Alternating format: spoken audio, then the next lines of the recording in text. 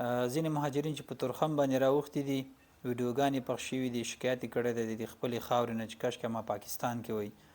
نو دا خاوره تنها پر موږ نه په تاسو باندې هم حق لري خپلې خاورې ته کم نظر مه کوئ په الله یقین وکړئ الله در باندې خاص رحم وکړلو د دالو نه اخلاص کی پاکستان کې خو په والله که نور بل شی بغیر د دالو نه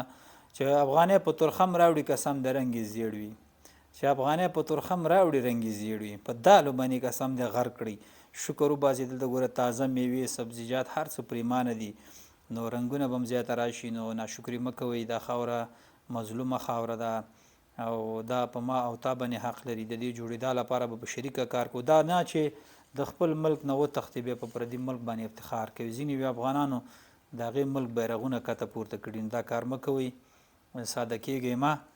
او دا حالات او دا مشکلات به الله رب العزت زر حل کړي نو الله به هم دلته زندگی ښایسته کړي نو دې کې مو خیر دی په والله چې متل دی وایي پردی کټ تر نیمو شپو وي نو کټ خو مزه راپشا شولو او پاتې شولو نو الله رب العزت د دالو نه خلاص کړئ قسم په خدای افغانان یې راته په دالو باندې غرق او تباه کړلو په خیر راشئ شکایت مه کوئ او